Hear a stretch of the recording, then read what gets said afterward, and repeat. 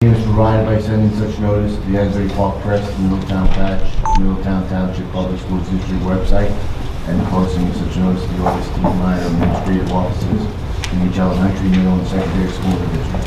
Roll call. Mrs. Benies. Here.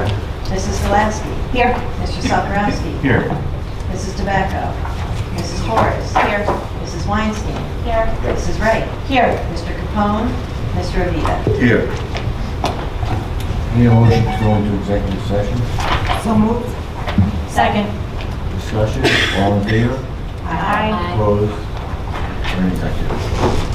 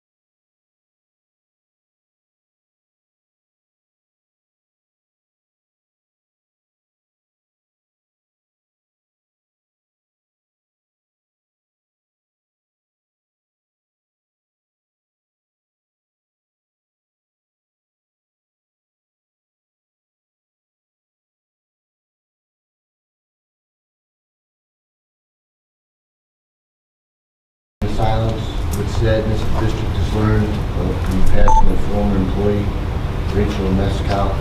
Rachel taught in the district for over 25 years before recently retiring from a preschool teaching position. Our deepest condolences are extended to the Mescal family. I pledge allegiance to the flag of the United States of America, and to the republic for which it stands, one nation, under God, indivisible, with liberty and justice for all.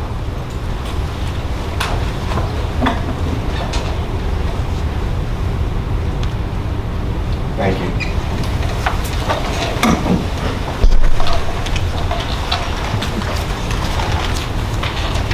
Good evening, everybody. So first up, we have a presentation, project planning presentation. Right. Thank you, Mr. Vita. Tonight we have a planning presentation on project planning just for the board to give, actually this was acting as the long-range facilities planning committee to give overall information. We had a presentation last month that gave some information about the district and what we've been doing and the background of our capital projects, how we finance them and so forth. This is expanding upon that, giving some more general overview information of what the district would be looking at as far as opportunities, avenues, ways to approach things. Again, nothing specific to any particular project that we're planning, but it's really more process and what's involved in timelines. So we have Alan Barnett here from our architect, BWS Architects. We have Jennifer Edwards here from Acacia Financial, who assists the district with financial planning, and also Tony Salamini from Lens Goldman Spitzer, that's our bond counsel. So I will turn the floor over to the three of you.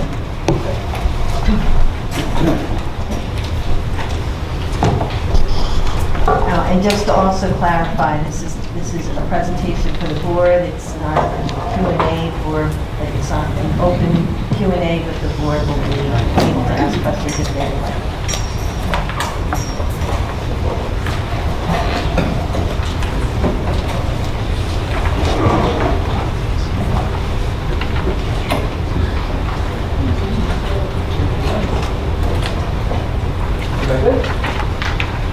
Everybody hear me okay?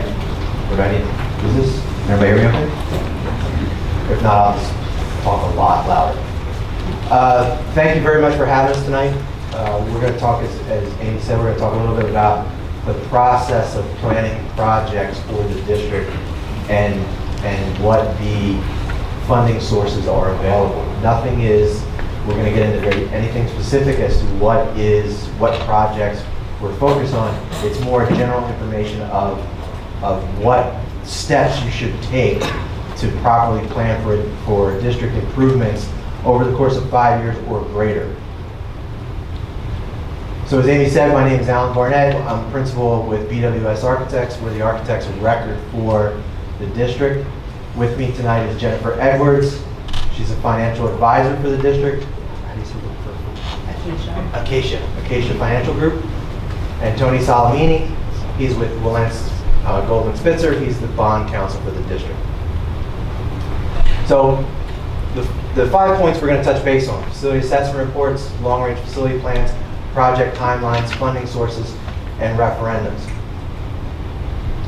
Those are the 5 pieces that we feel really fall in together on planning long-term projects for the district.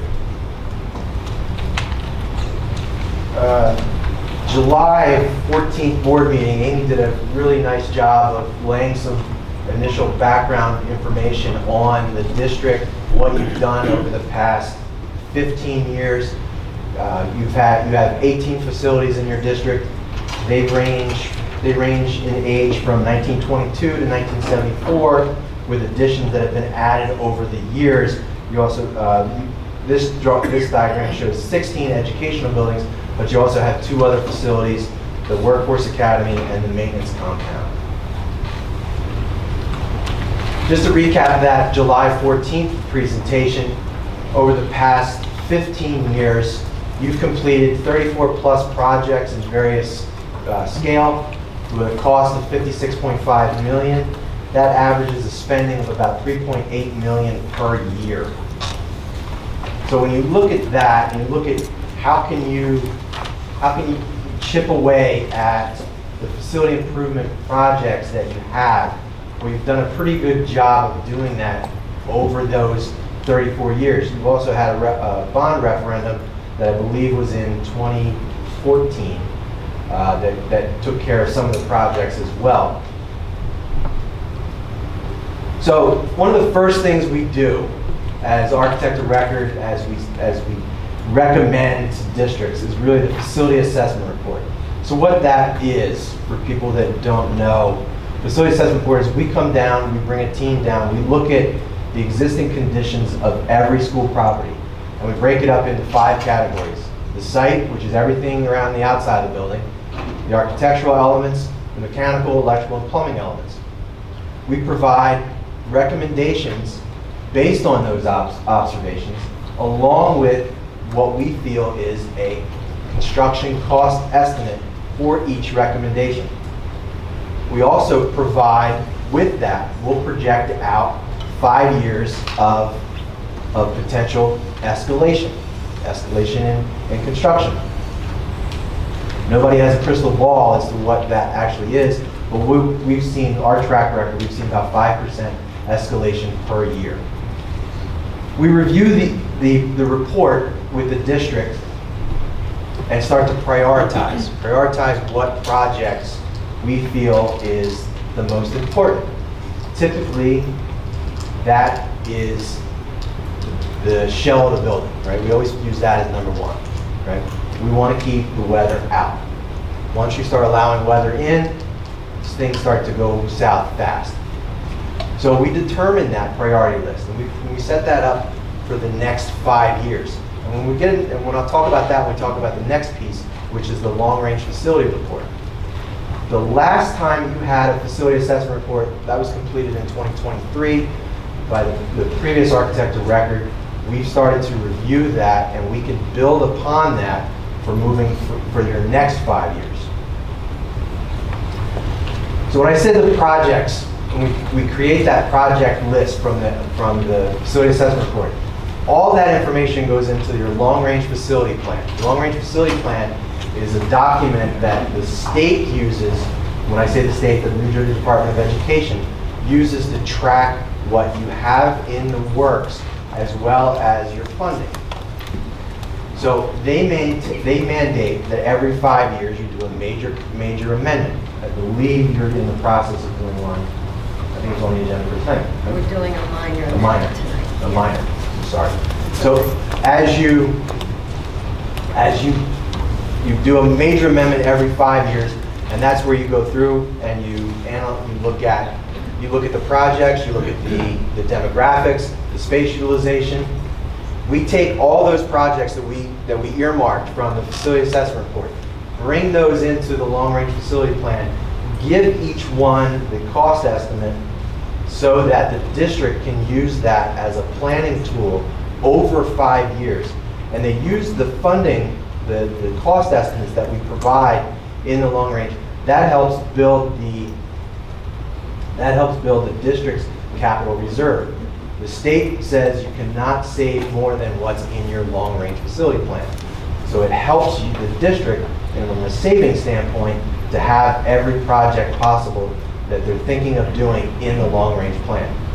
We coordinate, as part of our efforts, we coordinate the submission with the Department of Ed, because inevitably they will have comments, and we'll work with the Department of Ed to incorporate their comments or make revisions accordingly, and ultimately get the district an LRP approval.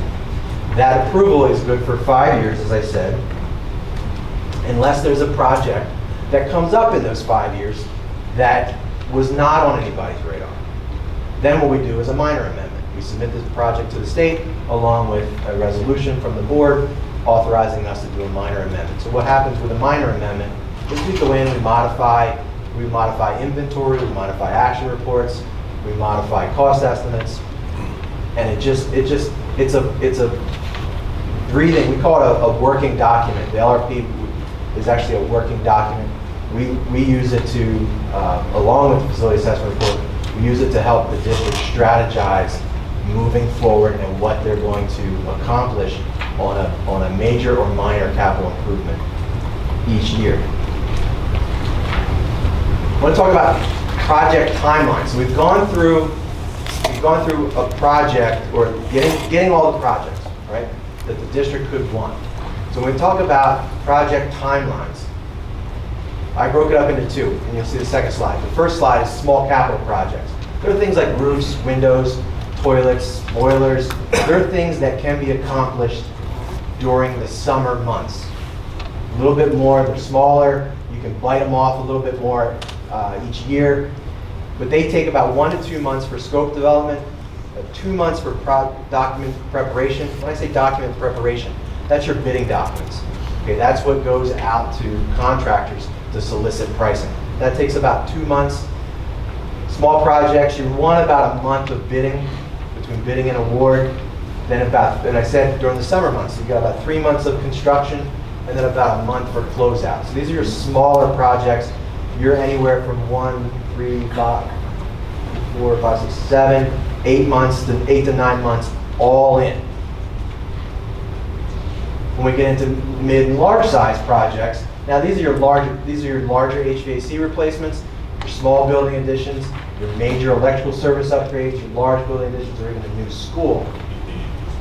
These take significant more time to plan properly. So again, you got about 1 to 2 months of, not just plan properly, but also lead times. Larger HVAC units, electrical service upgrades, they take much longer to get the actual material. So you have to plan for that in advance. So when you're looking at this, you've got about still that 1 to 2 months of scope development. Now we're into 2 to 4 months of document prep, 1 to 2 months of bidding still. The larger the project, the more time, the complicated the project, the more time you want to give contractors, to digest and ask the questions that they need so you get better numbers from them. Again, these larger projects, construction anywhere from 8 to 36 months. 8 months on a HVAC job, and they're not working for 8 months, but it takes time to get the units. And then about 36 months of construction if you were to do a larger building addition or even a new school, and then again about 2 months of closeout. So when you talk about project timelines, things that you need to consider. When? Summer months for the smaller projects, larger projects, they're going to take longer, lead times of all the materials, availability of contractors. Some contractors, they fill their workload up early in the winter, December, January. They're not bidding anything anymore in March and April. Also, market trends. What's affecting the construction cost? If we know that aluminum's going to go up, and we hear that aluminum's going to go up, and you're thinking about doing a window replacement project, we may come to you and say, hey, let's move that up a little bit, or let's hold and let the market settle down a little bit, depending on the priority of the project. So, I jumped around a little bit, prepping, I'll be honest, prepping for this meeting, I said, well, we probably should have put this slide a little bit first, but, so once we select that project, finalize the scope, we do the schematic submission to the Department of Ed, the construction documents, the bidding and award, construction, and then lastly, project closeout. All of that takes time. And how do we get that time into your schedule, and also from a funding standpoint? You want to jump? Yep. Okay. You both going to jump? We're both going to. All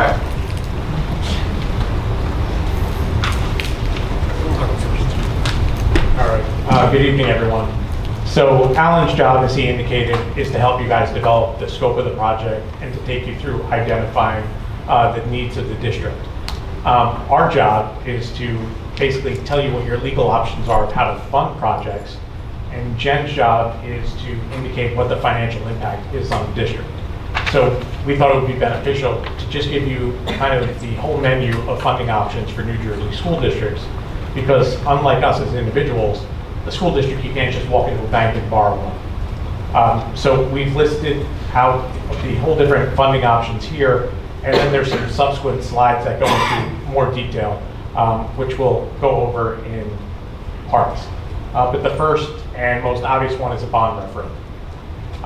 The advantages of a bond referendum, there's 3 really main advantages to a bond referendum. One, you can finance the project over the useful life of the asset.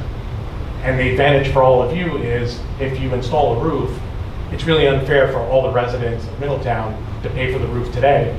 You want to spread the cost out over the 20 years that the roof's going to last, so everybody that lives in your town over that 20 years fairly pays their portion of the cost of the project. The other and huge financial benefit is with a referendum, any eligible costs, so anything for health and safety, anything for educational adequacy, that's eligible for up to 40% debt service aid. So what does that mean? That means the principal and interest for the cost of that project is eligible for aid. And Jen has some numbers that she's going to run through.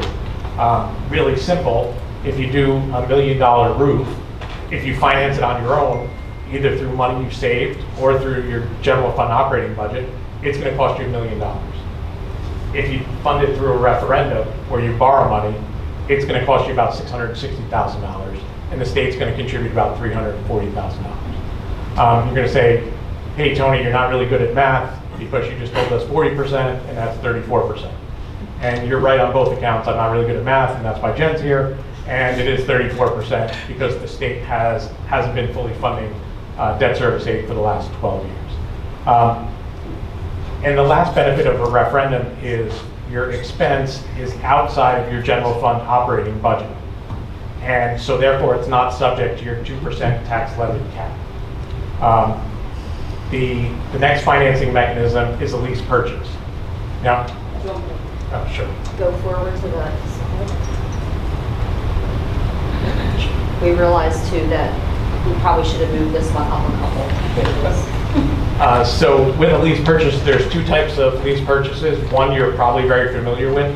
Whenever, I know we were doing one recently, whenever you finance the acquisition of equipment over 5 years, those payments are within your general fund operating budget. You can also fund facilities improvements through a lease purchase agreement. The negative side of that is you only have 5 years to pay it back, and the principal and interest is in your general fund. So it's somewhat limited in the projects you can do because you're still constrained by that 2% operating budget.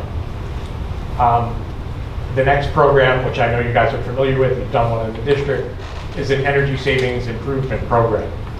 And these will address all energy conservation measures. So anything that saves energy. So lighting upgrades, HVAC upgrades, boilers, chillers, weather stripping, etc. The basic concept for these projects are you have a current utility spend. That utility spend is not going to change when you finance the project. Now, what do I mean by that? Let's just assume you have $1 million that you spend for the year in your utility line item budget. You're going to borrow money to install that HVAC equipment, to install new lighting, and your utility spend, because you're going to save energy on those new energy efficient things, are now going to go down to $650,000. That $350,000, you're going to use that to pay back the debt for the lighting and the HVAC. So it's a budget neutral way to finance items. Those items have to pay for themselves over 15 or 20 years. So that's become a really advantageous tool. The fortunate yet unfortunate thing with your district is you recently did one, so it may not be as practical of a solution as other districts have. In 2004, there was new legislation where there was two funding options that you could take advantage of without a voter-approved referendum. One was if your county improvement authority would finance a project for you, and you would pay back the debt service through a series of lease agreements. This financing has the same benefits of a bond referendum, except for it doesn't require voter approval. The problem with this financing, currently your county is not willing to finance these projects. So even though it's a legally available option, currently in Monmouth County, it's really not a practical option because your county will not participate in this program. Also in that legislation, you can also forego a referendum if your municipality has enough pilot revenue. So any redevelopments where they're generating pilot revenue, if they'll agree to give the school district the pilot revenue to offset your bond payments, you could forego a referendum.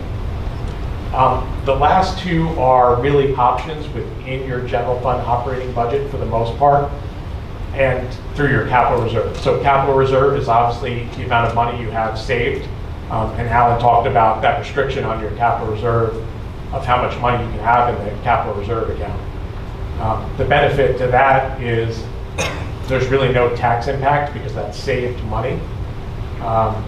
You also want to make sure that you're diligent with those capital reserve funds because you don't want to leave yourself for a rainy day without any capital reserve funds. The issue with that is any of those projects that you finance through your capital reserve, you're not eligible for any debt service aid because you're not issuing any debt. So anything you fund out of your capital reserve, the district's on the hook for 100% of the project. The last option is there are times throughout the 27-year history of the law where they've offered ROD grants, regular operating district grants. And that comes in the form of upfront money where kind of like that state debt service aid percentage I spoke about, they'll give you 40% upfront to cover the state share, and you guys have to finance the local share of the project. That's a great program when they come around. You just have to make sure you have money to address the local share.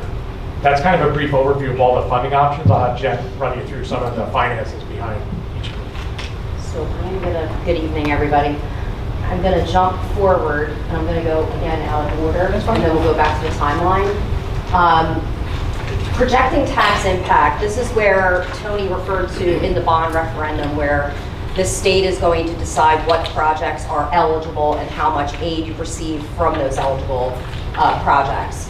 So first we verify what the architectural useful life of the proposed projects are. Those projects are submitted to the Department of Education, and Alan's going to walk through that whole timeline and how that works. Once we get those eligible cost letters back, and this is just an example based on a $5 million project, if $4 million of that $5 million is eligible for aid, then 40% of those eligible costs will be received in state share. So in this case, 1.6 million of the 5 million is received in state share. The way it works for a bond referendum now is that you, the district, have to issue the full amount. You have to issue the full 5 million, and then the state will annually give you a percentage of that principal and interest. So how we figure out what that annual percentage is, the state share at 40% of eligible costs is 1.6 million. 1.6 million, the state share divided by the total project cost, so not just eligible, but you're taking the 1.6 over the 5 million, gets us to a 32% of total debt service. And then as Tony mentioned, the state has not appropriated the full amount every year, so we discount it further and only take 85% of that state share to get us the 27.2. So once we determine how long we can issue bonds for, whether it's a 15 or 20 or 25 year useful life, the bonds will be issued for 25 years and you'll be receiving 27.2% of that 5 million over the life of the bonds on the principal and interest annually. And what happens, Amy will receive every year, like you typically get your state aid sheets that come in right before you adopt your budget. It will show those debt service numbers in there and you'll be able to confirm them annually for your budget. The school district, in the bottom right corner is the rating scale from Moody's, S&P, and Fitch. When you issue bonds, you do have to go to a national accredited rating agency to get your bonds rated. The school district currently right now is S&P rated AA-, so you're considered a high grade credit. So your bonds will trade very well in the municipal market under the tax exempt rate. Your school district is also entitled to the enhanced rating that you receive under the New Jersey School Bond Reserve Act. So there'll be an additional enhancement as well that you would receive the S&P A- on that. Obviously, you're a better credit than the School Bond Reserve Act, so investors will look to your underlying credit before they look to the School Bond Reserve Act. That's just an additional coverage that investors do look for and do like to see that there's another backup of payment of debt service if something were to happen to the district. Just to give you a little bit of a comparison, as Tony mentioned, you can do facilities projects in a 5-year lease. The payment gets included in your general fund, so it's within your cap. So if you had to do a $5 million project without a bond referendum that receives no state aid annually, you'd have to do a 5-year lease. And for purposes of this analysis, I assume 4.4% as that 5-year lease number. Those 5-year leases right now range anywhere from 4 to 4.8%, depending upon how big the transaction is. That would give you a payment of about $1.1 million in your general fund for a $5 million project annually.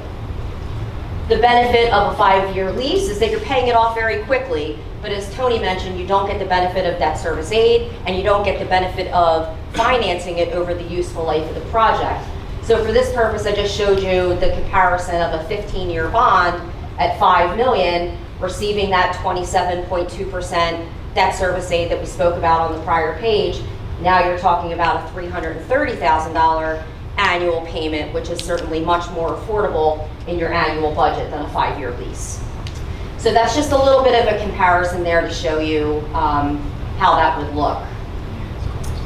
And real quick, I'll just touch before I hand it back over to Alan on if you do have a successful bond referendum. Once a referendum is approved, the first things that we look at as the financial advisors would be the draw schedule to see how long it's going to take to implement the projects and how quickly you're going to need the money.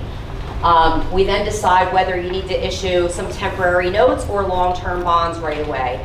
That'll be something that happens way down the road once you have an approved referendum. You would set a closing date for when you need the funds in hand to be able to start building the projects. Amy will be able to select the payment dates that work properly with their budget and from receipt of annual taxes, and we'll be able to set those payment dates for whichever months you're preferred.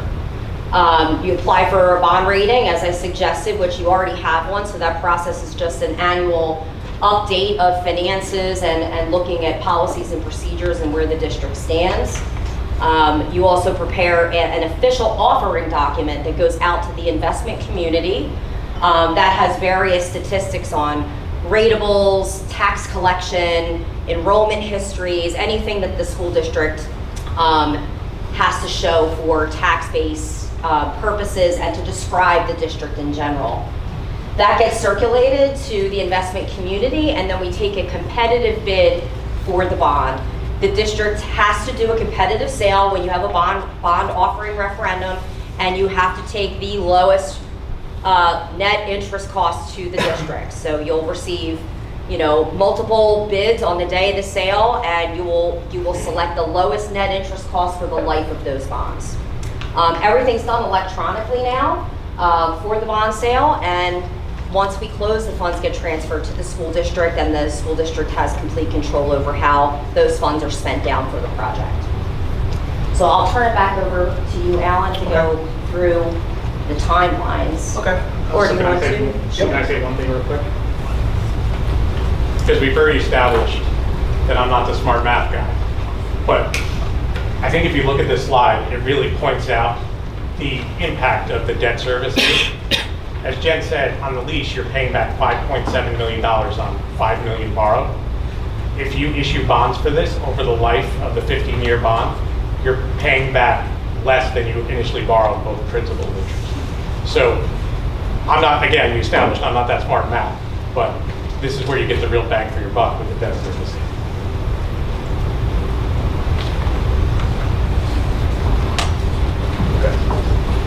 All right. We talked about the first two steps. The facility assessment report, that's the gathering of the information. The long-range facility plan, which allows that information to go to the state, the overall. We take that we take that facility assessment report, we meet with the district, we start to decide the priorities and how big the magnitude of the projects could be. And then you start to look at the funding sources that we outlined. what's the best option for the district to achieve the projects in a timely manner. If you've earmarked $54 million worth of projects, I'm just going to use numbers. If you've earmarked $54 million of projects, we've shown you that that took 15 years to do. If you do out of capital reserve, if you do a ESIP or a lease purchase, that starts to bring that down. If you do a bond referendum, what that allows you to do is tackle all the projects at one time. You're not chipping away over 15 years with escalation of construction, availability of materials. You're tackling all the projects that the district felt were priority across the district at one time. So I'm just going to kind of walk you through a bond referendum and some dates and some timeframes. We've established that facility assessment report takes time, the LRFP takes time, the projects take time once you get them started. So now what's the next piece is that piece in the middle. Should you go for a bond referendum? Right now there's 5 available dates. I know there's 6 up there, but there's really 5 available dates. January, March, April, September, November, and December. It's April or November depending on your board election date, which I think you have in November, so that takes April out of the equation. So you have January, March, September, November, December. November is the only election that is not a special election. January, March, September, and December are special elections, and the board has to pay for the polls to be open on those dates. November, because it is a general election, the board does not pay for that as considered a special election. Now, when you look to do a bond referendum, you have to work backwards from one of those 5 dates. So, and that goes back 9 months or before, right? More than 9 months prior, we're starting to really narrow down that scope. What projects, how involved, what's the cost? We submit, we gather the information 9 months prior, we submit that package to the Department of Education and the local planning board, should you do additions. 9 months prior, that gets submitted to the state. The state takes about 9 months to approve a referendum project. 90 days prior to the vote date, the board, or excuse me, the Department of Ed issues what's called a PEC letter, which is the preliminary eligible cost. That starts to determine what your state aid amount would be.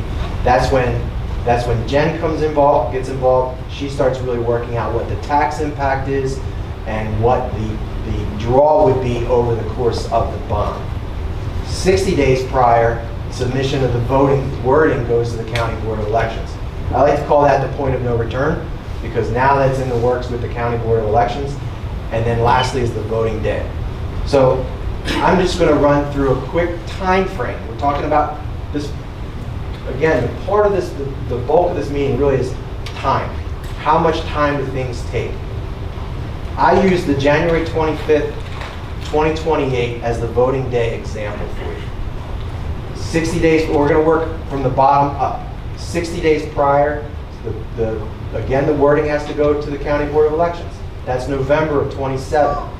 90 days prior, you're going to get the letters from the state. That's October 27th of 27.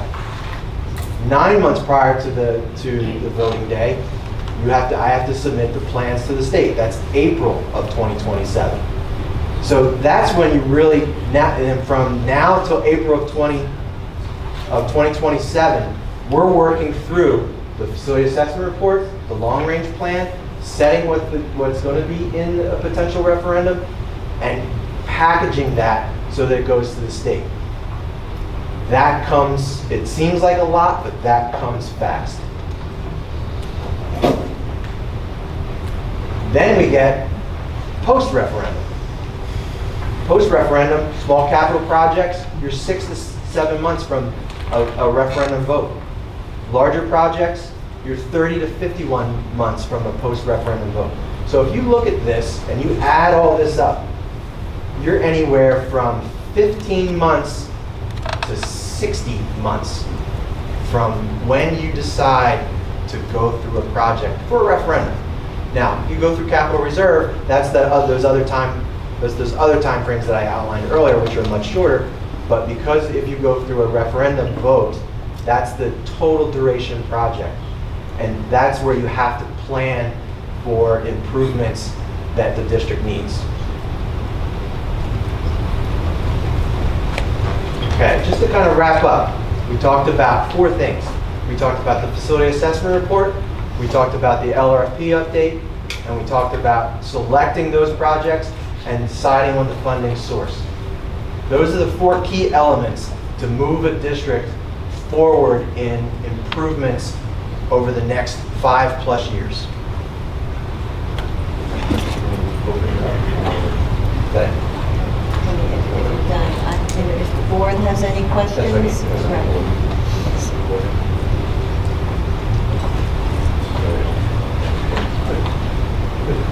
So, next steps, I'll gladly work with the district, and we can start to look at the facility assessment report and see how we can start to move forward with a clearer picture for the district. I just had a question. How much does a special election cost? If you're a big district, you're a big district. It's a lot of money. So I mean, I can give an answer. When we used to pay for the school board election many years ago, it was running, because it was in April, it was running us about $40,000. I can talk about a referendum. Referendum that we just did, my firm did 2 years ago, small town. It was $88,000. And that's a small town. That's two schools. You have 18 facilities, so very much bigger. So there's pros and cons to November, and there's pros and cons to every one of those other dates. But the special election, they've gotten very expensive.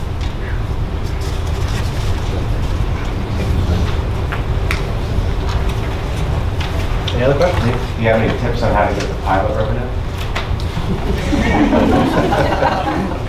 I wish, because that would help out a lot of other districts I'm working in.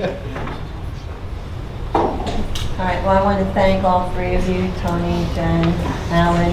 This has been very helpful, I think, for everyone, the board and the public, and understand the process as well. So, thank you very much. Thank you.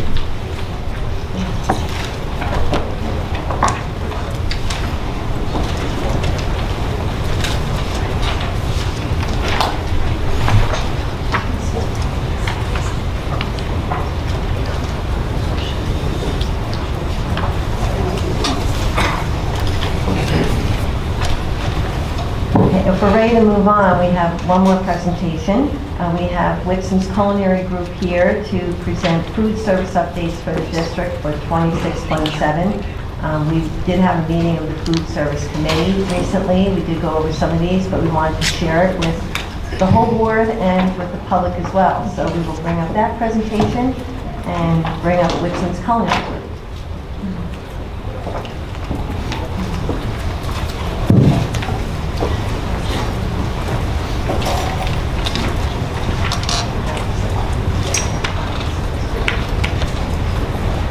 Thank you, everybody. Can you hear me okay? Good? All right. I'm Jessica Ritz. I'm the general manager, so I'm the on-site manager here in Middletown. With me, I have Bill Whitcomb, Vice President of Operations, and Corey Goldfarb, my district manager, as well as Mark Kern, another Vice President in Whitson. So thank you for having us. We were asked to give an update on the program, just to bring a little more awareness to all things food service here in Middletown. So when we looked at our results from 25 and 26, what I did was put together a chart showing the average daily lunch meals participation by school.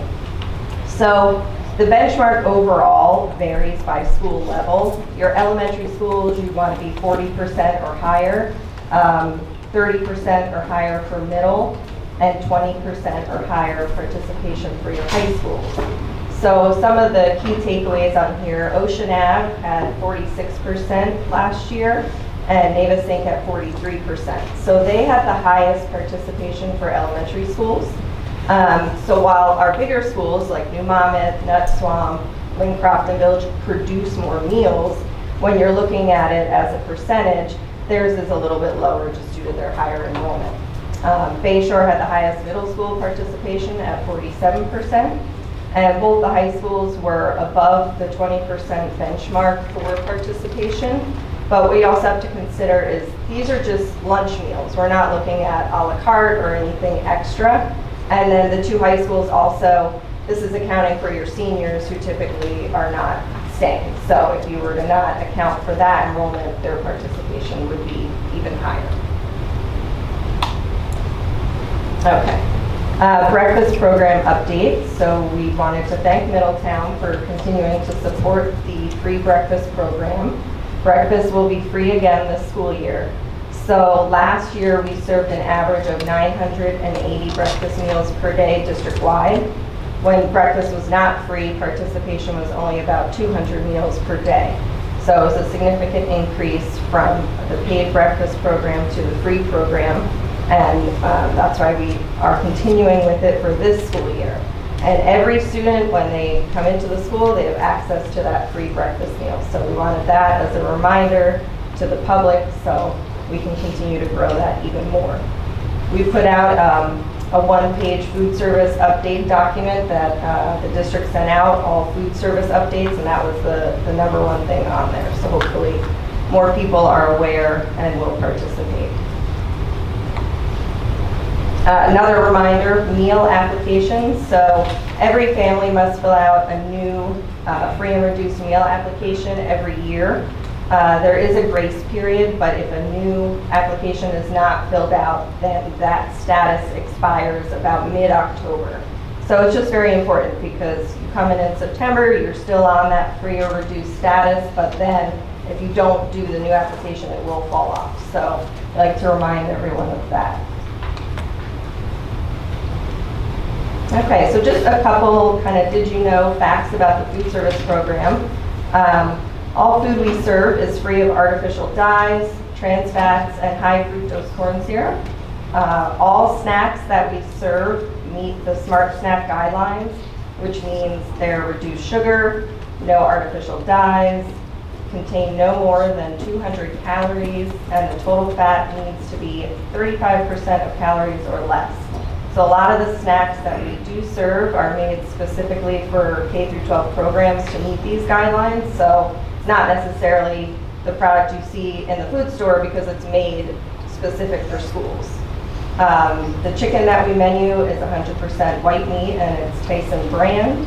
The beef at the high school is a grass-fed raw beef product. We are working on incorporating a local beef product in this year as well. And the deli meat is Boar's Head brand, and fresh fruits and vegetables are offered daily. Last year, the district served over 19,000 pounds of fresh produce, and 19% of that was derived from local farms. So there's a big variety every single day throughout the district. So upcoming for this school year, Whitson's is committed to preparing meals with no added seed oils. Tyson has removed soy from all their chicken products. Whitson's has sourced a higher quality beef burger and beef taco meat for our elementary and middle school programs. And then the prices, sorry, that got cut off a little bit, but the elementary paid lunch is $3.90. Middle school is $4.15, and the high school is at $4.40. So those are the paid lunch prices, and obviously if you qualify for free or reduced, then those are $0. And those are some pictures from some of our high school meals that we have up there. And then, so we are expanding this year to include 2 chef managers for the district. Currently we have 1, so we hired a second chef manager, and the chefs are going to expand on the scratch cooking throughout the district. They'll promote a variety of marketing events, including farm to school tasting events centered around our Harvest of the Month program. Whitson's has what we call pop-up shops. Those are some of the examples of the marketing there, and they're designed to promote a new menu concept in a short period of time. So rather than fully committing to putting something brand new in the middle school that's permanent, you do it for a couple days and you promote it leading up, and then it's an event that the chef does, and they do tastings and samplings. So it usually generates a lot of excitement. And then at the elementary schools, we do something a little different where we do food samplings, and then the kids get to vote. That's up there, though. I liked it, I loved it, not for me. So we've done that in the past with different farm stands, local vegetables, or just a new menu item. The day before we'll go, sample it, so then the kids can go home and say, I tried this, it was great, can I get lunch tomorrow? So that's going to be what the chef is really focused on for this school year. And then just seasonal promotions throughout the year. And that's all I have. Does the board have any questions for anybody from Whitson's, or does anybody else from the team want to say anything? You're all good? You can, no? Any questions about anything in the program? The second chef manager that's being hired, where's that money coming from to pay that person? Yeah, that's within program. There won't be any impact on what we have designed. That's not an additional cost to Right. our district? Yeah, not at all. Yeah, the goal would be to increase, obviously, participation, so we'll drive revenue, and our hope is at the end of the year, we'll see the growth in the program, obviously. So it's an investment into the program. Yeah, just to remind everybody, our food service program runs outside of our budget. It's a separate fund, and I think it's just mentioned, it needs to be self-sustaining. We are not supposed to be taking money out of our general budget to support food service. That's why it needs to run with revenues that will cover all the expenses of the fund, not only the operating expenses, but also if we need to replace equipment and things in the kitchens, that comes out of that fund as well. So it's not part of our regular budget. Thank you. Thank you. Thank you, everybody.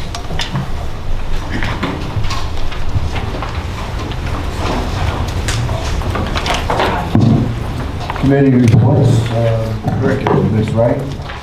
Hi, thank you. So we had our curriculum meeting last Thursday, August 20th.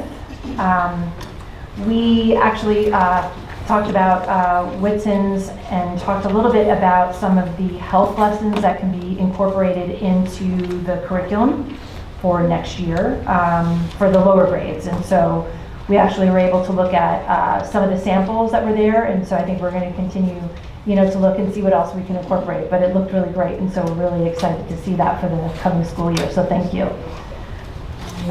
Our committee for the past couple meetings have really been talking about what else we can improve around indoor recess when weather is not really great, obviously for the kids to be outside. I think all of us remember what happened this past winter, where it just seemed like we had snow on the ground for 2 months straight. It was really hard, obviously, to get the elementary students outside.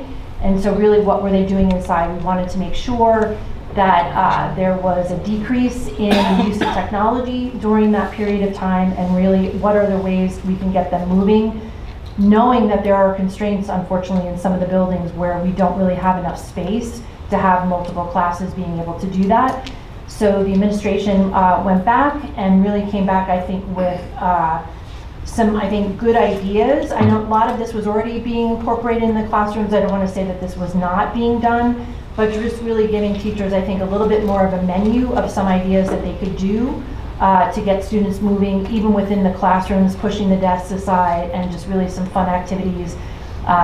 Obviously realizing that, it can't get too loud, obviously, for surrounding classrooms. Obviously, if they're not ready to have recess, and obviously they're doing instruction time. But again, just really, trying to be more focused on less technology for the children, and then keeping them moving, even in times of bad weather.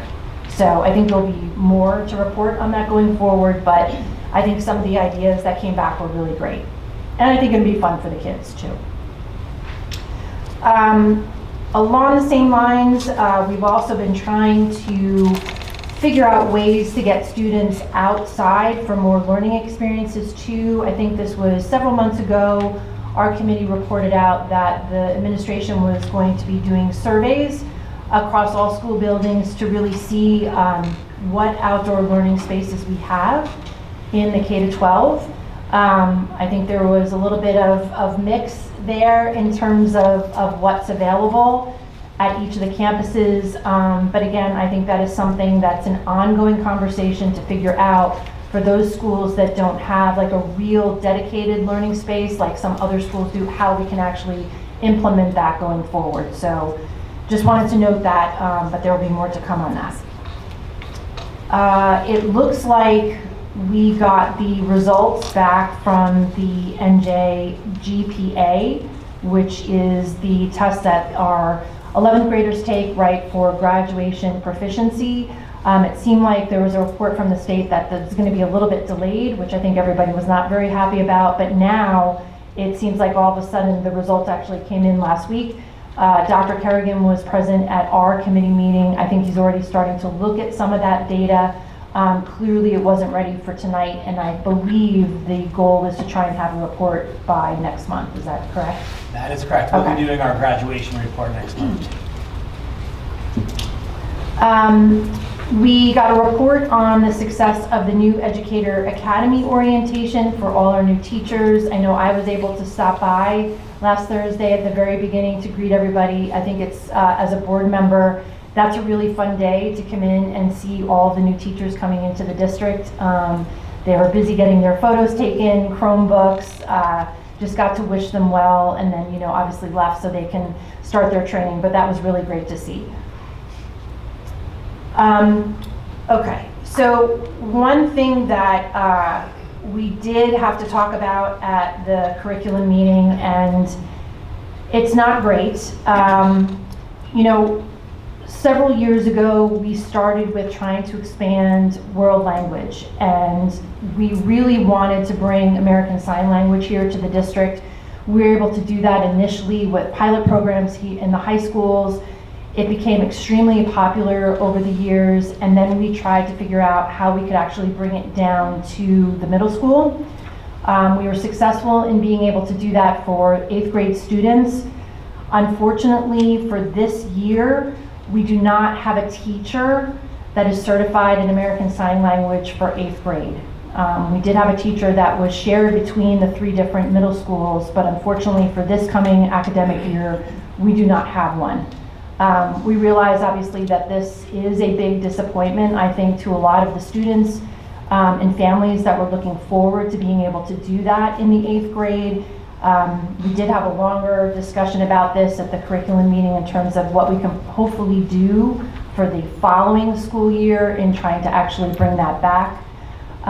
We also learned that there is a possibility with a grant that Dr. Kerrigan has identified to actually make more of a feeder program in the middle schools for Italian that's offered here at both high schools. And so I think we'll be learning more about that as he begins to apply for that. But in terms of the American Sign Language, you know, it's unfortunate, and so we're going to try and figure out what else we can do. I don't know if you want me to add anything about that. No, this is right. You did a fantastic job of describing it. Certainly not our ideal, not what we were looking for. We were hoping to obviously secure a teacher and run our program, but the stars weren't aligned for that. So we did have to reallocate our students into Spanish and French courses and some electives, and we know that they'll still have a sturdy foundation for when they move into high school, and certainly they'll be able to take our dynamic ASL program as soon as they get to high school. So it was certainly unfortunate. It wasn't in the plans, but since we were not able to secure a teacher, we did find other subject areas for our 8th grade students. Just wanted to note, hopefully everybody saw this announcement last week that both high schools, both North and South, were once again featured in U.S. News and World Report for Best High Schools, so we were really excited to see that. Assessment schedules for 2026 and 2027, those, that information will be going out to parents in the district, so everybody is aware of what that schedule will be throughout the academic year. This year, we will be kicking off in K-5 our new math program with Amplify Desmos. That was the winner of the pilot projects that was happening throughout the district. And we're really excited to see, what this is going to bring. We have really high hopes in terms of, I think, some of the great stuff we're going to be hearing reports on very soon. And you'll see in your agendas tonight, there are renewals that we do have to vote on for both Savvis and iReady. And that's it. Thank you, Ms. Wright. Facilities, Mrs. Minnie. Yes, we had our meeting on the 18th. The first thing we discussed was agenda items. We're filing for the forms for the annual toilet room facilities, which we do every year. The district will be applying for waivers for 12 kindergarten classrooms. That's for bathrooms not being in them. We're also doing dual use. The district will be applying for renewal of a dual use approval for New Monmouth for the former media center. We have refurbished that media center and we'll be using it for a few different classes. So we have to put that waiver in. We also did current facility issues. We talked about the committee discussed soliciting new bids for the grass cutting services at the elementary schools and Bayshore. Also discussion was soliciting pricing through bids for a basic level of landscaping service, weeding, planting, etc. for the schools to achieve consistency and improvements. There was a big discussion on that issue, and I think everybody needs to know it. It would be taking away what the PTAs have to do at their schools, and the discussion is that we're not quite sure that financially we can do that at this point. There's so many things that need to be done in our buildings. Inside for our kids, we're going to go out for the bid, but the consensus of people in there was go out for the bid, but we don't really feel that we're ready to make that separation yet because there's so many other things that need to be done in the buildings. But we are going out to bid on that. We got an update on the high school North varsity baseball field. Work on the baseball field is nearing completion. The district will also not be holding soccer practices on this field. That's probably part of the reason why the field was in such bad shape, and I don't think the board was aware that on the baseball fields during the beginning of the year, soccer was being played. So the field's got into pretty bad shape, and now they're being fixed. All the sprinklers are repaired. They're going to be working on the infield, and they will not be playing soccer on that field this year. Summer cleaning is in progress and on schedule. Extra staff will be sent to the Harmony and Thorne to clean up since the ESY programs were there this summer. Truthfully, I was at an event at one of the buildings and they look great already, so I'm sure that's not going to take much time. We talked about the work order summaries. It was linked to us so that we could see them and see how it was progressing. The indoor environmental quality testing, we got an update on the MTEA health and safety meeting update. The most recent meeting included discussions of the results obtained from the AWA device that the district deployed in a classroom at Bayview because we were getting complaints about those rooms. The results did not indicate any abnormalities in the air quality, with the exception of a dramatic spike on the days during which the area was impacted by the Canadian wildfires. So those numbers raised during those days, but it was proved to be that was the issue there. The committee also discussed how to improve the flow of information regarding measures related to students' IEPs and staff and student 504s in those concerned rooms. We talked about the capital improvement items that we're working on this summer. The Harmony curb replacement, it's still an exploratory phase. The district is also looking to incorporating some improvements to pedestrian flow as part of the project. Because if you ever were in front of Harmony, there's huge traffic like in some of the other schools. But while we're doing this work, it's our opportunity to try to improve that as we do the sidewalks out front and maybe widening the space. The high school south door replacements, the bid opening is scheduled for 9/23 with the contract award anticipated for the September board meeting. That was all the capital projects that we were doing over the summer. The facilities use, we had many discussions over the past few months about what we're charging for the use of our fields. We have not raised those fees in over several years. So the consensus of the committee was after reviewing the district's rate compared to the township and surrounding school districts, the committee consensus was to adjust the district rates by 20% to bring the district's rates more in line with the township and other districts. So that was the recommendation of the committee, and that's what we discussed at facilities. Thank you, Ms. Manini. I have a question, just a question. Did you discuss or find out any more information about the water issue at Harmony that was possibly contributing to the curb issue? Right, that's part of what we're still exploring. Okay. You know, they were looking at whether it was a water main or some other issues, and so we're looking to get a firm consensus on that before we can address the Okay. project. All right, thank you. One other thing I want to mention that wasn't part of this report, but you know, we did talk about it, and it actually is on the agenda for this evening, was the Verizon easement, because that was a very late-breaking item when we had our facilities committee. And that is on the agenda for this evening. There is an attachment for the easement agreement. This would be for the 5G tower at High School South. I actually was out on the grounds with the county office today. The county business administrator came out, and they're involved with approving the easement for us. And she was, you know, saying that it would be approved. You know, it's also what is tied into the long-range facilities plan minor amendment that's on the agenda that is solely related to the placement of this 5G tower at High School South. There was one other thing that we did discuss too, and it was the high school football fields. There was an issue at High School North. There was a sinkhole in the field. So the facilities committee went out and they replaced the underneath, the packing, and the company came out and sewed up the seams, and that repair has been fixed. I was also over at High School South checking out their field, and according to Amy and everybody on there, that field is good to play. We're keeping an eye on the issues that happened last year, but as of now, they're okay.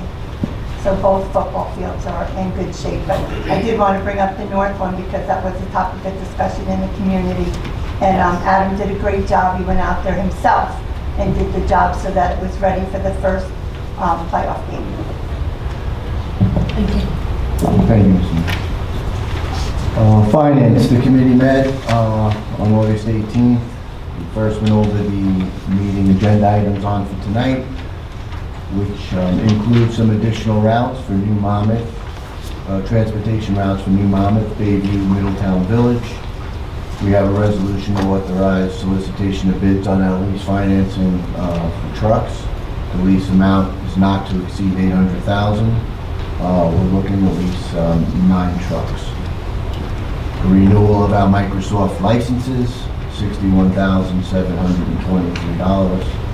That's an annual renewal for licenses for student and staff devices. The acceptance of ESEA funds and salaries allocations, total funds is for 26-27 is $583,228. It's slightly less than 25-26, which was $591. We have an RFP Solutions Maintenance Contract Renewal, $52,290. There's been no increase for the past several years, and this includes the parts and labor related to the maintenance of our phone system.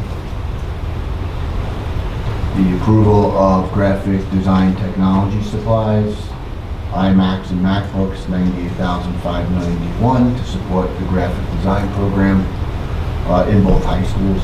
Revision of the breakfast prices for Universal Free Breakfast Program. Free breakfast program will continue for 26-27. The breakfast prices are being revised to $0. Monmouth County Vocational School tuitions, 26-27. We also discussed that. The tuition for these programs will appear on this agenda, and the total tuition for these programs is approximately $1.9 million for the 26-27 school year. We also submitted a SVPP COPS grant application. The application we submitted was on August 11th.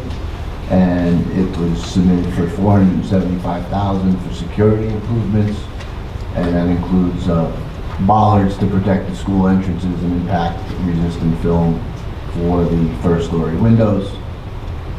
The Advocate contract, the committee discussed the services of the district's food service program consultant, which includes monitoring for compliance without contract, without food service management company, and compliance with federal and state Department of Agricultural requirements with receipt of school meal reimbursements and recommendations for operational improvements. Just as Amy mentioned before, the food service program is about a $3 million operation. It's not part of our school's operating budget. It's outside the operating budget. And the fees for Advocate for 26, 27, and $26,508. And lastly, we discussed a recap of about 25, 26 district reserves. The district approved the deposit to the capital reserve in June of this year in the amount of $3.5 million, and the 26-27 budget includes deposits to capital and maintenance reserves. So the 26-27 reserve deposits is dependent on the actual operating results. The district was able to move funds into our self-insurance reserves during 25-26. A recap of the reserve activity was shared in the summary that Mr. Cole had provided, because I know last meeting somebody asked if we could provide all the numbers, so the summary was put out, a copy of all that we should have. And that was it for finance.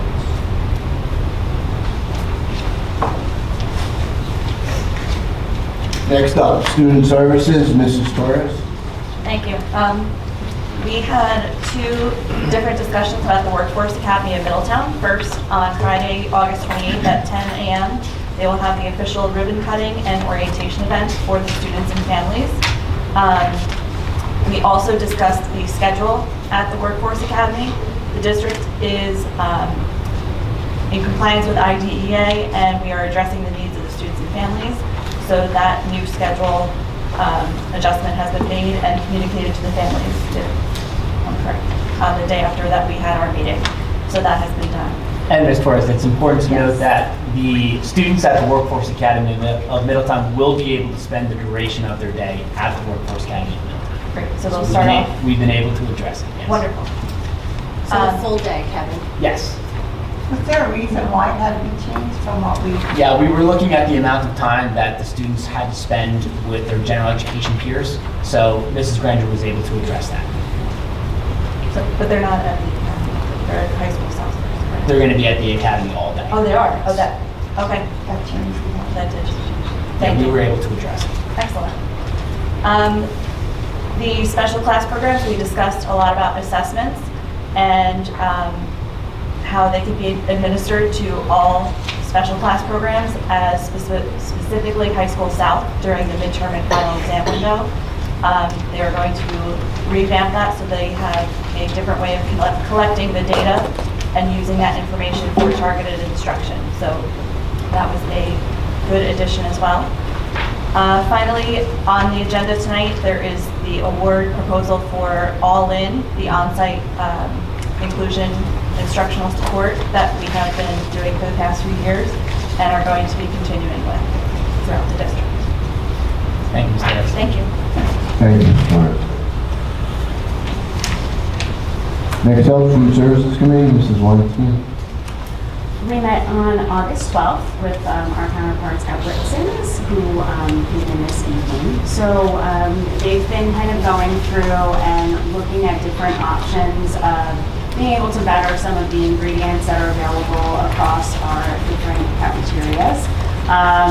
Just reviewing kind of the cost impact, we made the decision to remove canola oil in cooking and replacing it with either olive oil or butter, which overall was a low cost to the district, and we're going to continue to explore those options so that we can continue to better the food without any serious financial impact. We also reviewed survey results that Whitson's, I don't know if any of you recall, they put that out last year. There were not a lot of respondents. However, the comments illuminated that there are quite a few misconceptions about the food service offerings.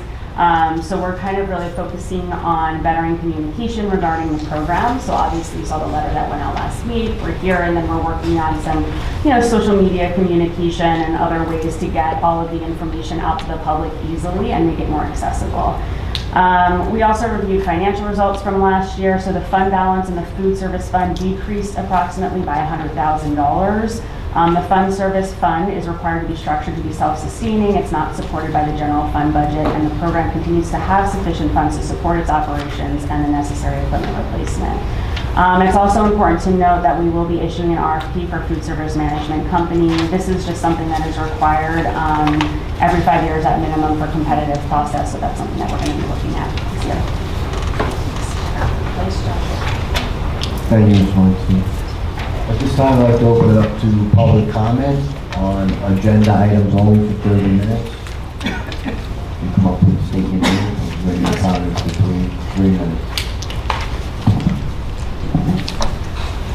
Please direct your questions from the room.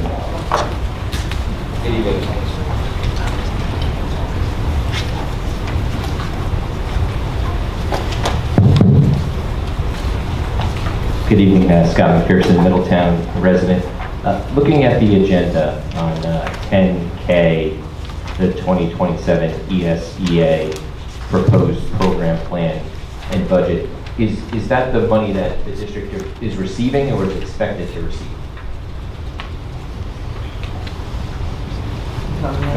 That's our allocation from the state. We get that given to us.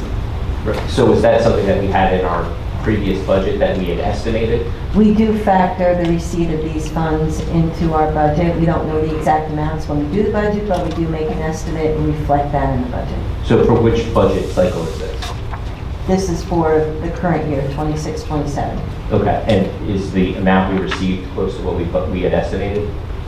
Yes. It was like $8,000 last time. All right. And then the 10M, the award of transportation bids. I understand, Mr. Aveda, that some of the elementary schools need additional buses. Is that because there's additional students in the district? There were additional students enrolled at those schools that were eligible for busing, so over what we had last year. So we're doing that, and also to make some of the routes more manageable.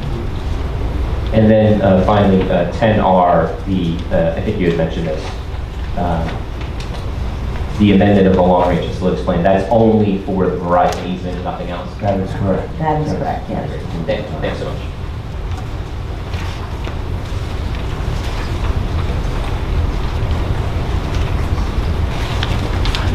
Anyone else for public comment? Okay, we'll close the public comment at this time.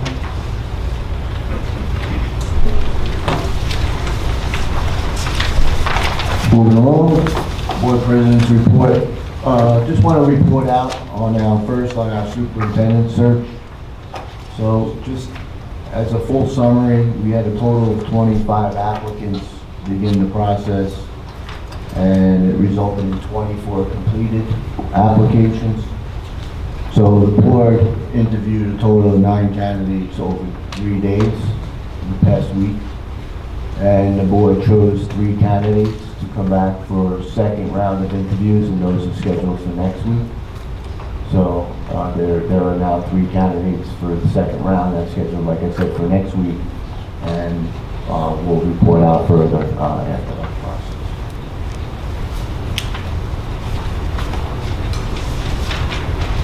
Thank you, Mr. Aveda. Superintendent's report, interim superintendent's report, I apologize. A series of updates here. I'm going to use my notes so as not to forget anything. I just want to begin with foremost saying thank you for coming out, and to Mrs. Doherty, thank you for setting up these presentations for tonight.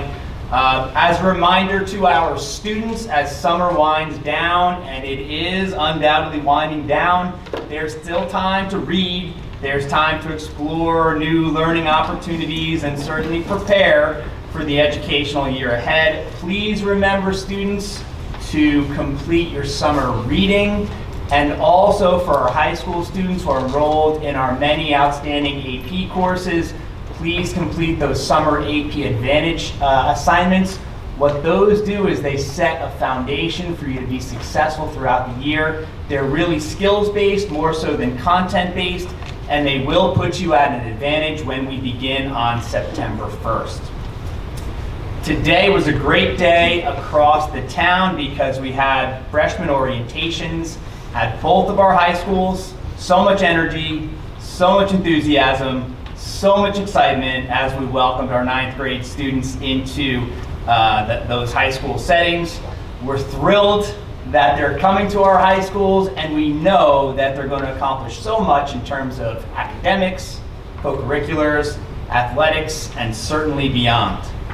Tomorrow is also a very big day across the district because we have our 6th grade walkthrough orientations at Bayshore, Thompson, and Thorne. Families, I advise you to please look at your emails to make sure you have all the information from your respective schools about those events. It's a great opportunity for them to become familiar with their surroundings, to bolster their confidence, and certainly ensure their readiness for success as they embark on the exciting middle school journey. Friday will be another extraordinarily exciting day across Middletown because it is kindergarten orientation day across all of our elementary schools. It's a great opportunity for our students to meet their teachers, to visit their classrooms, and of course to have our parents meet the principals, secretaries, and nurses so they can learn more about the operations of the building and certainly the instructional programs that undoubtedly foster excellence throughout our classrooms. We will also be welcoming our staff on Thursday. We cannot wait to welcome back all of our staff members. We have 3 comprehensive days of professional learning aligned with our commitment to excellence and certainly this idea of getting better every day, of growing our skill sets so that we're really able to address all the needs of all of our learners, and we're really looking forward to getting our teachers back in their classrooms, to getting our counselors back in their offices, secretaries back in the offices, and to move forward with a really exciting year.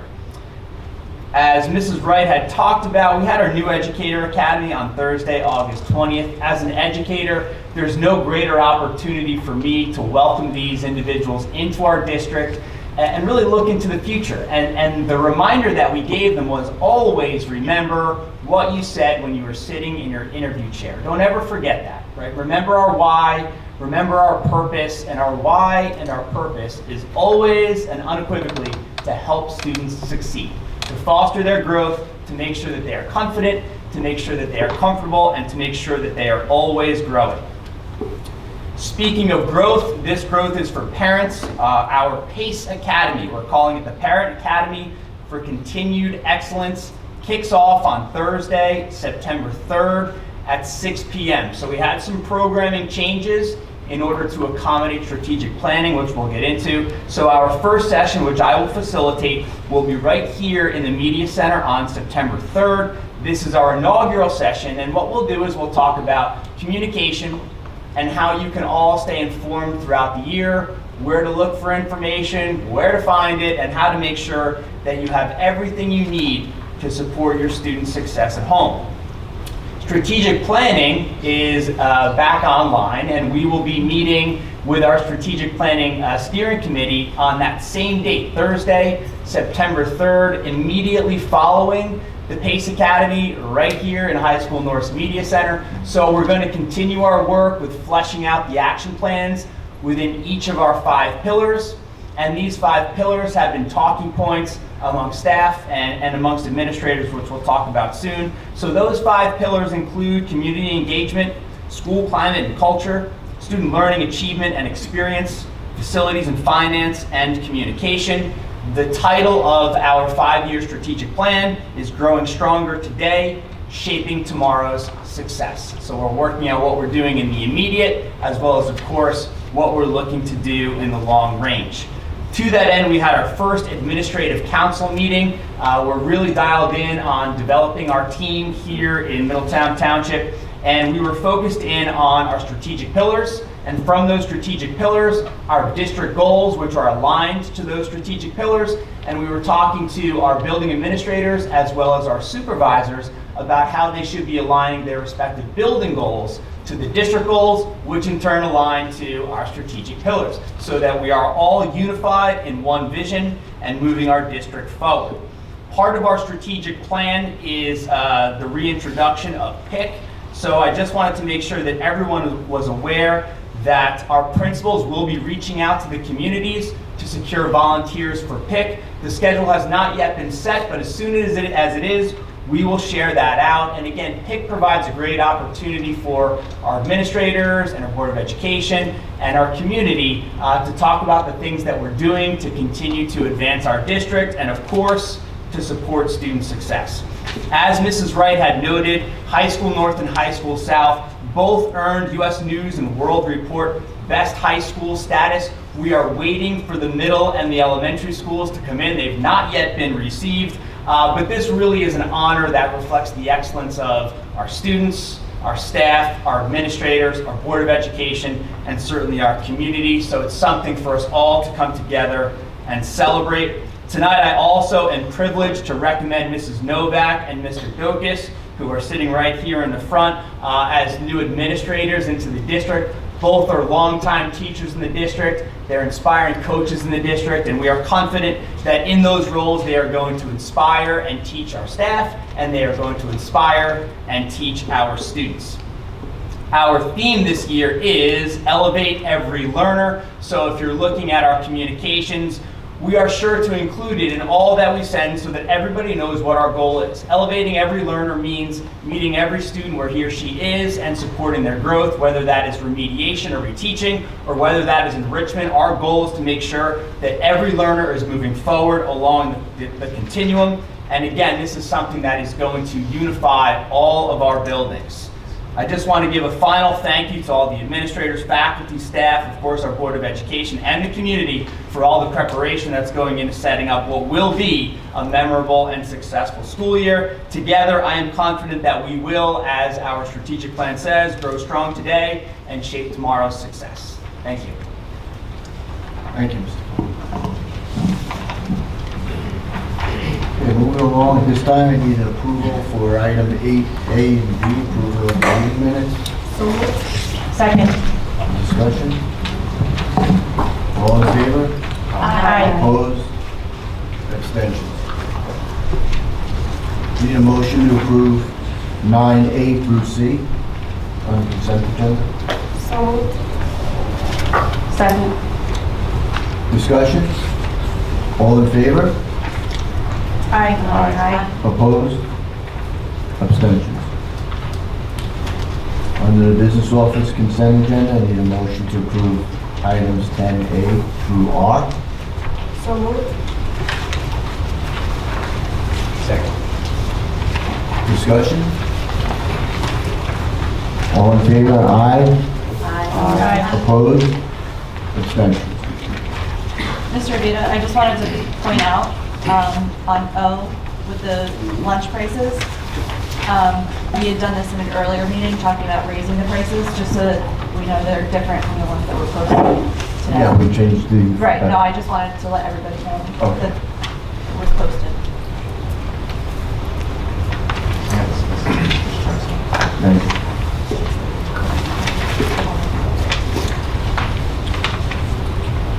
For item number 11, recommendations of the superintendent of schools, I need a motion to approve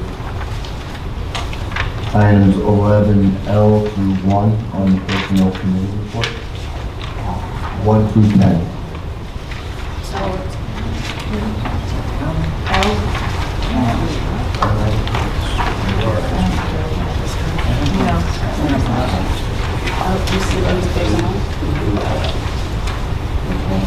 And you're usually taking A out. Yeah, you vote for A, 11A. So we're doing personnel on this, right? No, we're doing 1. Wait, let's back up on that.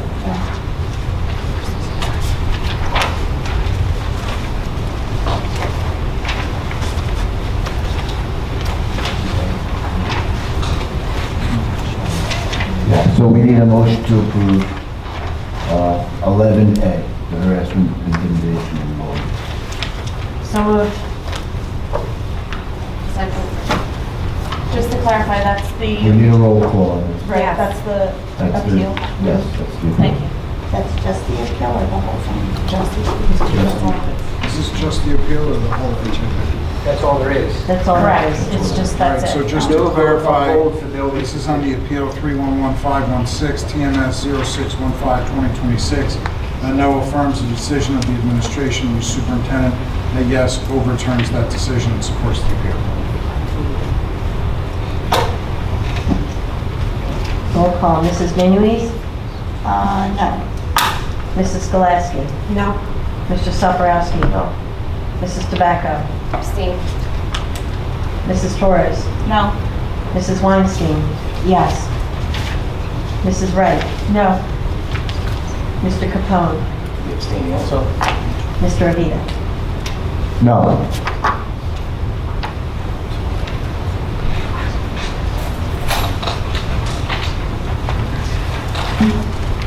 Now I need a motion on items 11B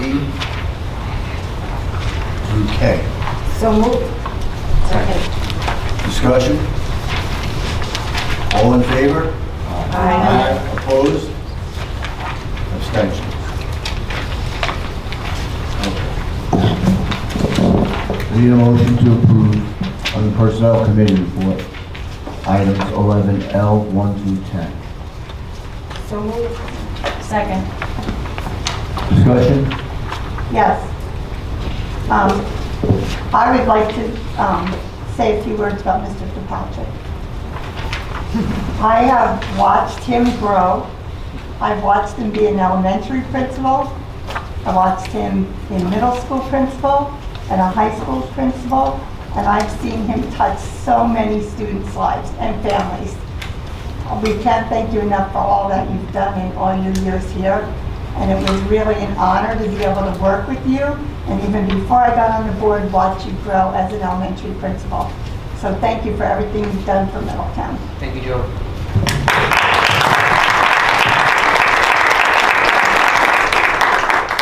I also want to echo what Mrs. Minua said about Mr. Kirkpatrick. He's been nothing but amazing for the past 3 years. It's definitely an honor and a privilege to sit alongside you on this table. You are truly going to be missed. Thank you. Thank you, Mr. President. Any other discussion? All in favor? Aye. Opposed? Abstentions?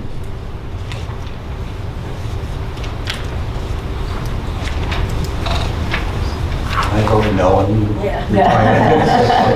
I thought that. I'm going to change my vote. All right, at this point, I need a motion to approve item L11, which is the interim superintendent of schools recommends the appointment of Samuel Douglas as administrative principal, high school north, effective August 26, 2026 through June 2027. So moved. Second. Discussion? Roll call on it? Mrs. Minuis, Yes. Mrs. Skolasky. Yes. Mr. Saparowski. Yes. Mrs. Tobacco. Yes. Mrs. Torres. Yes. Mrs. Weinstein. Yes. Mrs. Wright. Yes. Mr. Capone. Yes. Mr. Avila. Yes. Congratulations.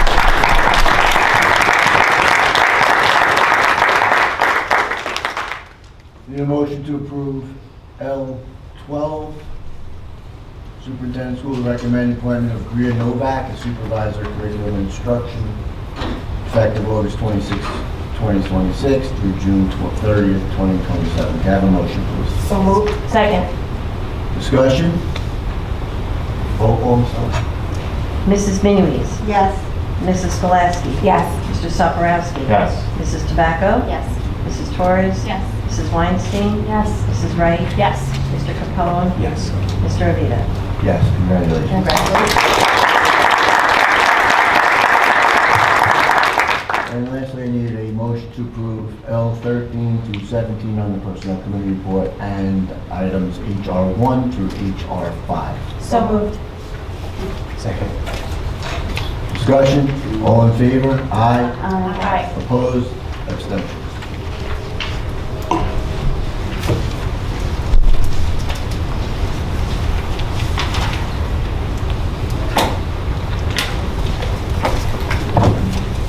Okay, anybody have any old business?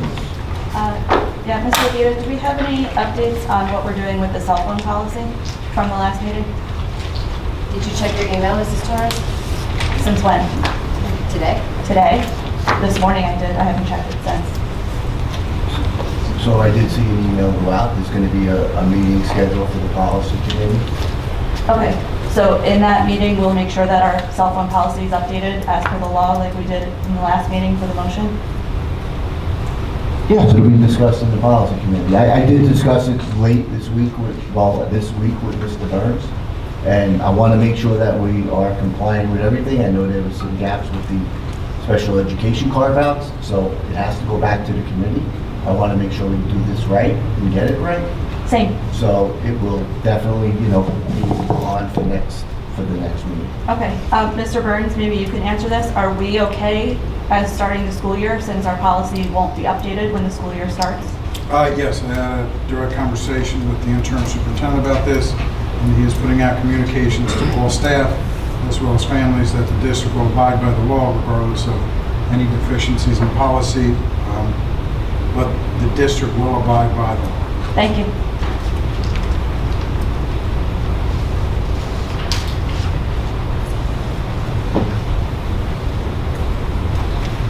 Anything else on old business?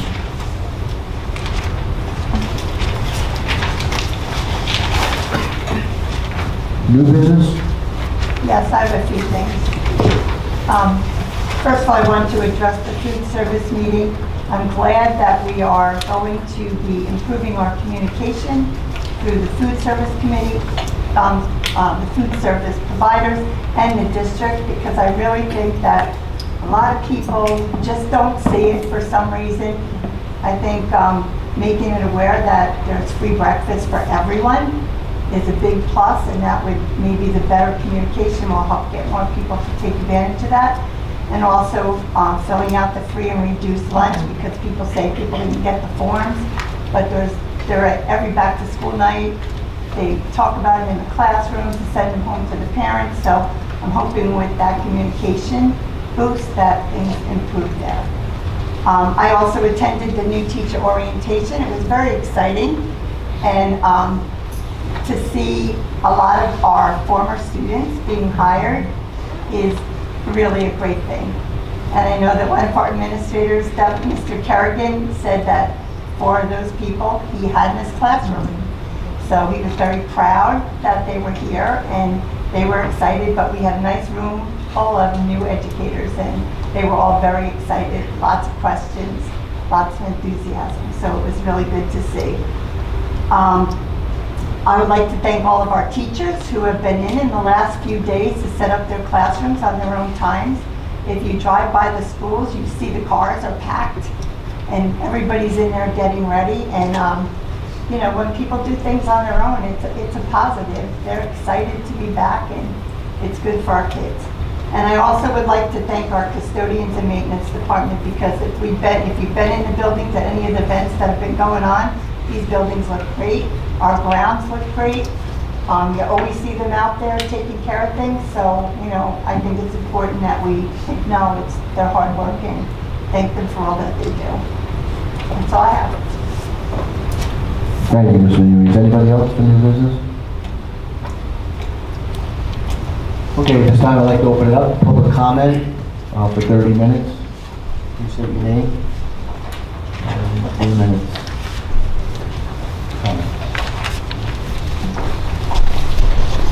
Scott McPherson, a Middletown resident. The last meeting, there was discussion and a vote to put $3.5 million in the reserves account, and then there was going to be some money that wasn't known at that time.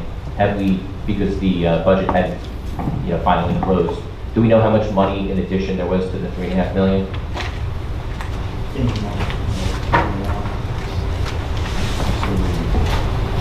So it was actually at the June meeting where the board voted to make that capital reserve contribution or deposit if the funds were available. The funds are available out of the 25-26 budget, so we will be moving $3.5 million into the capital reserve. In addition to that, there is I don't have it in front of me, but I believe about $700,000 of excess surplus, which will be designated toward the 27-28 budget as a revenue. Thank you. And then with respect to the superintendent, are we expecting them to start this year, or would we start the next school year? We haven't gotten there yet, so we're only going into our second round interviews, and then after that, the boards will discuss what we're going to do next fall. Fair enough, thank you. And then I just want to congratulate Mrs. Novak. My daughter Julia had Mrs. Novak this past year, and just her love for ELA and reading is just really shown through in her discussions at the dinner table about what she learned in class, and specifically through you, Mrs. Novak, and then Mrs. Benedetto the year before. It's just Bayshore is just such a great school. The ELA program and curriculum is just so strong, and you do such a great job for our kids, so thank you.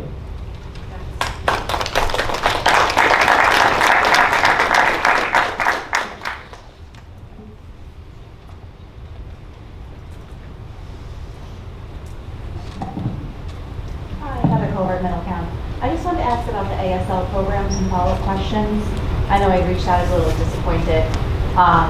So is the position still open? Are we still looking to fill it? How does that work now? At this time for scheduling, Mrs. Covert, we've placed those students into other courses to start the school year.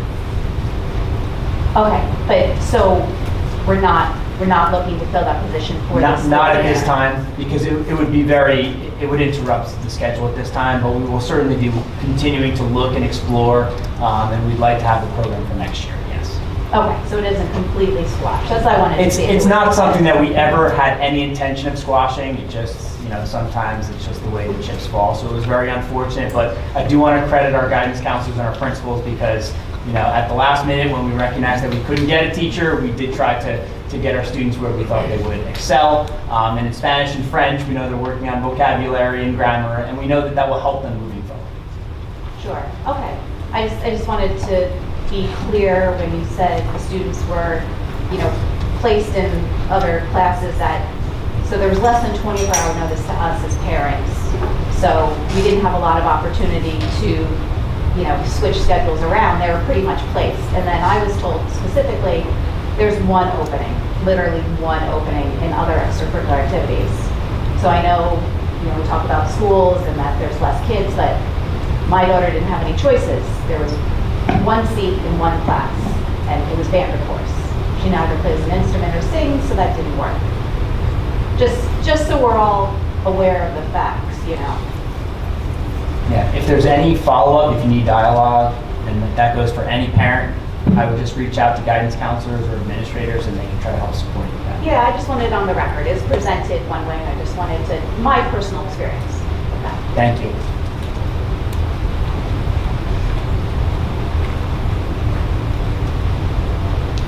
Anybody else for public comment? You're going to close the public comment. This time, the motion to adjourn the meeting. So moved. Second.